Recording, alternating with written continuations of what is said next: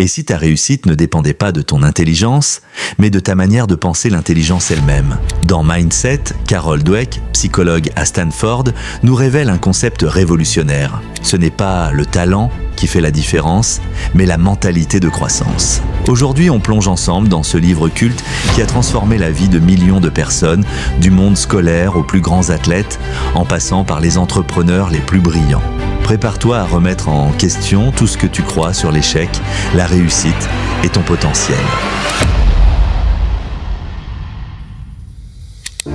Carol Dweck a passé plus de 30 ans à étudier les performances, les réussites et les échecs. Et ce qu'elle a découvert est aussi simple que puissant. Il existe 2 états d'esprit fondamentaux chez l'être humain. Premier, le fixed mindset ou état d'esprit fixe. Ceux qui ont un mindset fixe pensent que leurs qualités, intelligence, talent, capacité sont innés et immuables. Pour eux, soit on est doué, soit on ne l'est pas. Soit on réussit, soit on échoue. Ils fuient l'effort, évitent les défis et interprètent chaque erreur comme une preuve de leur incompétence. Exemple, un élève qui rate un devoir en conclut « je suis nul en maths » et abandonne. 2. Le growth mindset ou état d'esprit de croissance. Ici, les qualités sont développables. L'intelligence, les talents, les compétences peuvent se développer avec du temps, des efforts et des stratégies adaptées. Ceux qui ont ce mindset embrassent les défis, apprennent de leurs erreurs et se nourrissent des critiques. Exemple, un athlète rate une compétition, analyse ses erreurs, s'entraîne différemment et revient plus fort. Ce n'est pas une question de QI, c'est une question de croyance profonde. L'état d'esprit se forme très tôt, souvent dans l'enfance, au contact des parents, des professeurs ou du système scolaire. L'éloge qui piège. Quand on félicite un enfant en disant « tu es intelligent », on renforce le mindset fixe.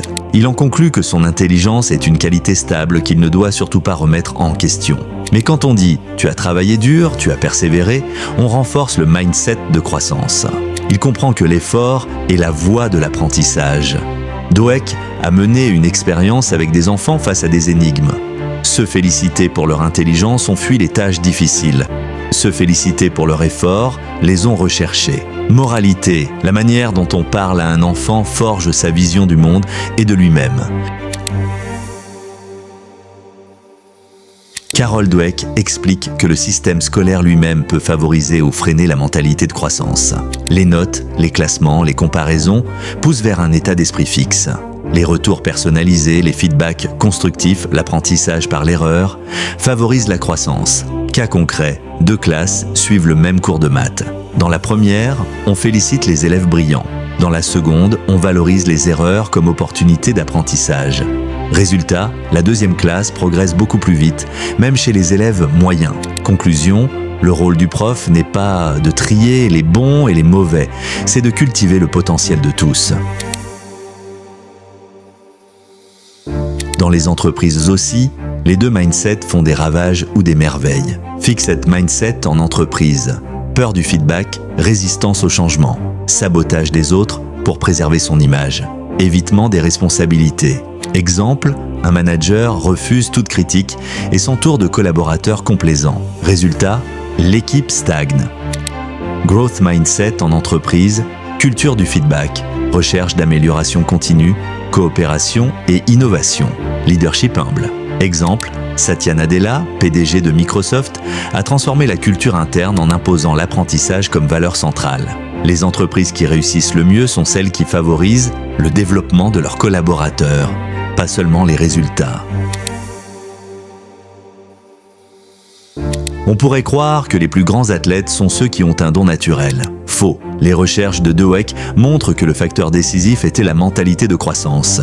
Michael Jordan, renvoyé de l'équipe de basket de son lycée. Il a redoublé d'efforts chaque jour. Serena Williams perdait souvent contre sa sœur Vénus jusqu'à ce qu'elle se transforme mentalement.